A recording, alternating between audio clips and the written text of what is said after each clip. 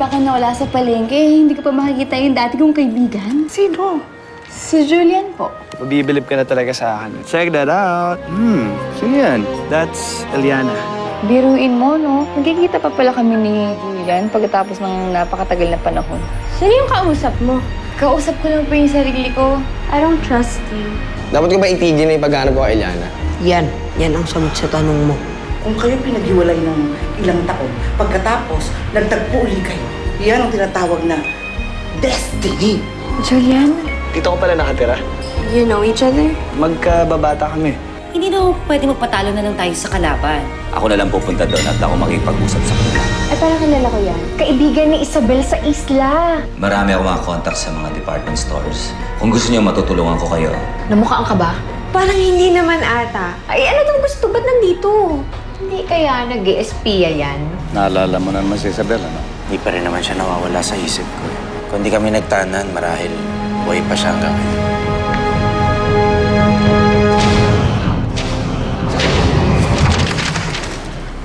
So, paano? Talaga ba kaya mong pumasok? Hindi na po. Marami pa akong kailangan asikasuhin sa opisina.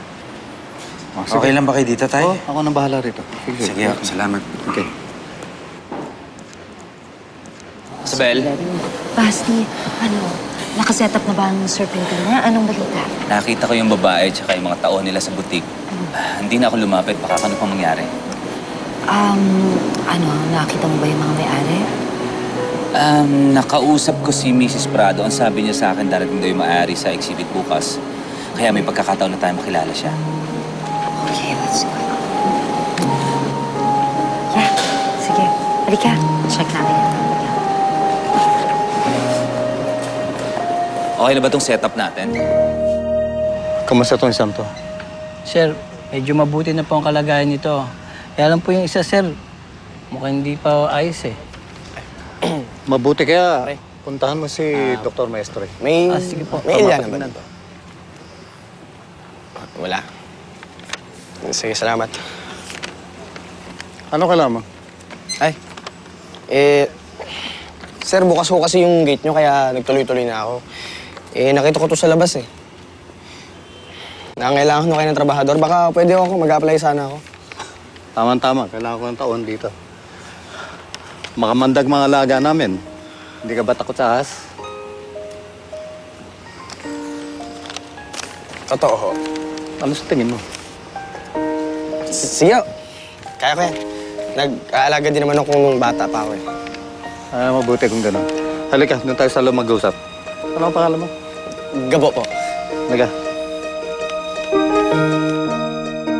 Eliana, pakibilisan yung pagkuha ng merienda namin. Medyo gutom na kasi ako eh. Okay po. Sige. Pakibilisan. Go. Gaano katagal na nagtatrabaho si Eliana dito?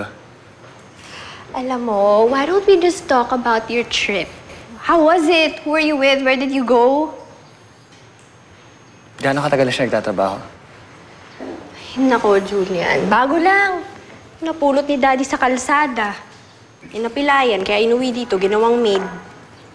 Basta wag na natin pag-usapan yun. How was your trip nga? Baka may nakilala kang ibang babae dun, ah. Wait, yung sinasabi mo na napulot lang siya ni Tito Eman sa kalsada, paano nangyari yun? Nako, Julian. Basta, naglalakad si Eliana na bunggo ng daddy ko eh. Biglang tumawid, itatanga-tanga. Basta, it's a long story. Can we just not talk about it? Mabobore ka lang. Okay? Alam mo? I have a better idea. Sit down. What? Sit down. Why? At may kukunin ako. Surprise ko para sa'yo. Oh, sige, okay. Wait lang.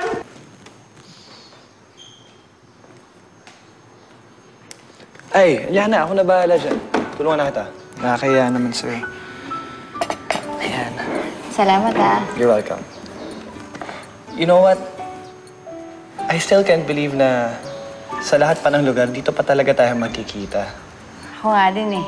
Nagulat na lang ako nung makita kita dito. Alam mo, kung na-mention ba lang si Margarita or si Tito Eman, di sana nalaman ko na kung saan ka nakatira, di ba, nung nasa palengke tayo. Para at least pag nawala ka ulit, alam ko na saan kita ihahatid.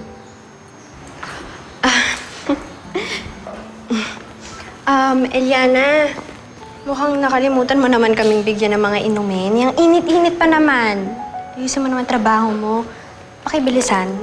Ay, pasensya na po. Doon na lang kami sa labas para mas mahangin. Dalhin mo na rin yan. Oh. Okay, let's go. What's that? Surprise! What's this? Let's just do it outside. Okay, let's do it outside. Kilos, Eliana. Here, come. Oh, okay. Sorry. Okay, let's go. Okay. Kilos, Eliana!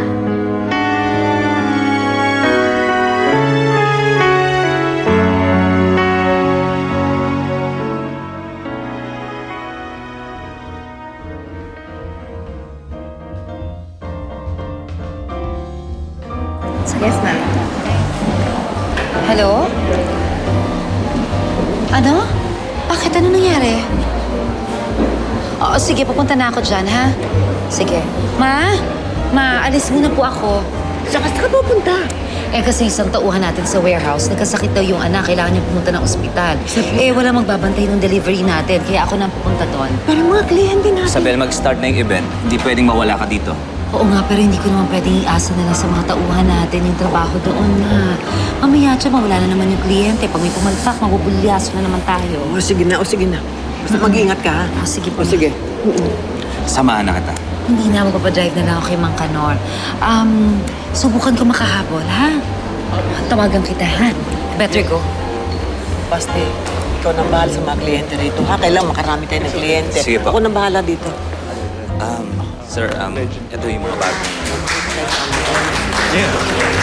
Ano yun? Bakit nagpapalakpakan doon? Ano yun? Anong meron? Ha?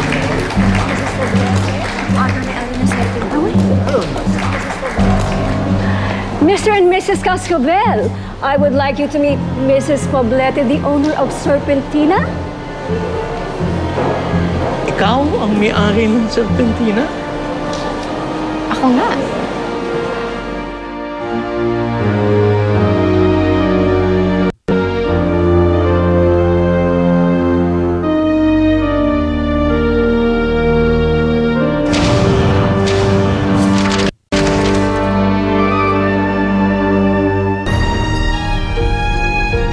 They are...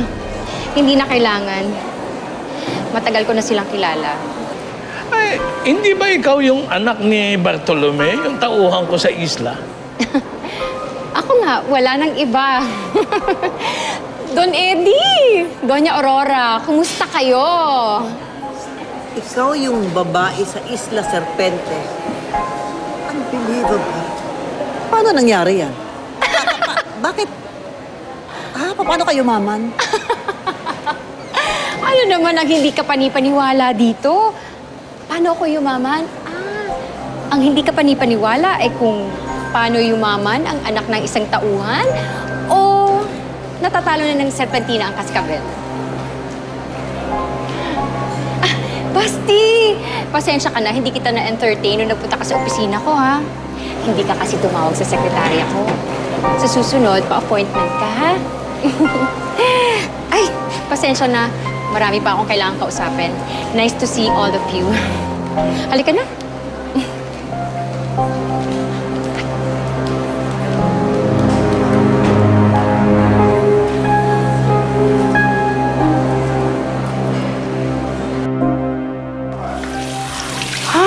Biruin mo, sa dinami-dami ng Julian sa Pilipinas, yung Julian kaibigan mo at yung Julian boyfriend ni Ma'am Margarita ay isa. Hala, yung crush mo, jowa niya. Diyos ko. Ate Tetay, matagal na ba sila magkarelasyon? Pag-aalim na buwan na siguro. Alam mo, yung si Ma'am Margarita nanligaw dyan kay Sir Julian eh. Eh, makulit kasi yun si Ma'am Margarita eh. Kaya siguro nakulitan din yung isa. Sinagot ka agad siya. Alam mo naman yun. Basta't gusto niya, gagawin niyang lahat, makuha lang niya. Minsan nga, hindi ko alam kung paano nagkakasundo yung dalawang yan eh. Mabait si Sir Julian. Si Margarita, alam mo na. Oh, bakit biglang umasim yung mukha mo? Ay, hindi po, Ate Tetay. Nagpapasalamat nga po ako kasi nagkaroon ako ng pagkakataong magpasalamat sa kanya dahil sa ginawa niya sa akin noong isang araw. Abay, dapat lang na matuwa ka, no? Biruin mo, hindi mo akalaing mag-cruise pa ang landas yung dalawa? Isang bagay na halos parang imposible nang mangyari sa'yo? Tama nga ang hula ko. Destiny mo si Julian. Ate Tetay naman, ayoko naman pong isipin yun. Nirerespeto ko po yung relasyon nila. Nako, ito naman, kung yung mag-asawa nga nagkakasulutan pa, magjowa pa kaya? Pwede mo pang maagaw si Juliet. Naku, Ate Tetay, sapat na po na magkaibigan na lang kami. Ay, kung ako ang tatanungin mo, sa tingin ko, pareho kayong mas bagay ni Sir Julian. Mabait si Sir Julian. Mabait ka. Gwapo si Sir Julian. Di hamak namang mas maganda ka doon kay Margarita. Ay, konting ayos na.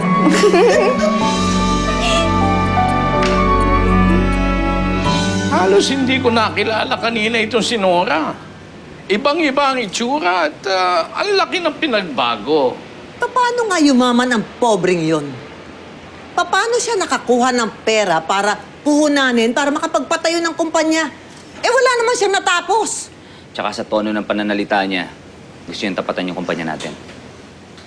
Hindi ako natatakot sa hampas lupang Nora na yon. Ibabalik ko siya kung saan siya dapat lumugar.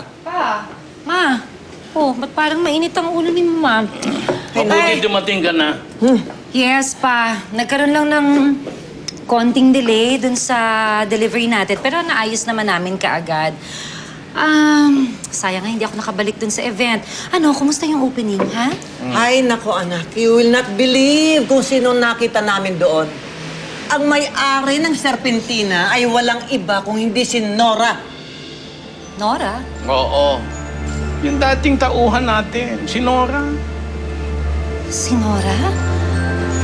Yung kaibigan ni Eman? Pa, siya ang nadala sa akin sa gubat noon. Kaya ako nalaglag dun sa mga ahas. Pero teka, paano siya ang paano nangyari na siya ang may-ari ng Serpentina? Aba, yun nga rin ay pinagtataka namin eh. At ang yabang-yabang niya. Akala mo kung sino umasta. Yan talaga mga taga-Isla Serpente na yan. Mga walang kwenta. Mga walang utang na loob. Nako, wala nang ginawa yung mga yan. Wala nang dinala, kundi puro sakit ng ulo. Hay!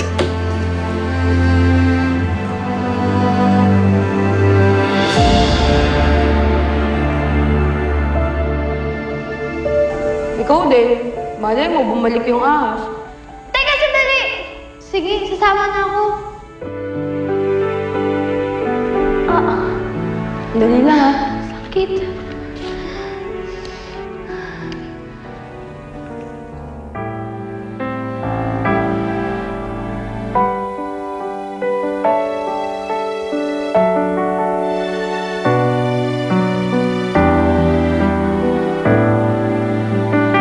Nanggaling yan sa napatay ko na ahas. Anting-anting ko yan laban sa mga ahas. Ang gusto ko, meron kang protection.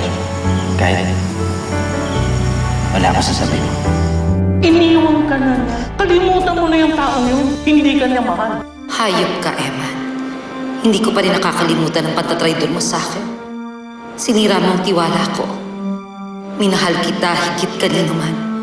Handa na akong isuko ang lahat para sa'yo. Halos talikuran ko ang pamilya ko dahil sa pag-ibig ko sa'yo, pero niloko mo lang ako. Hindi kita mapapatawad.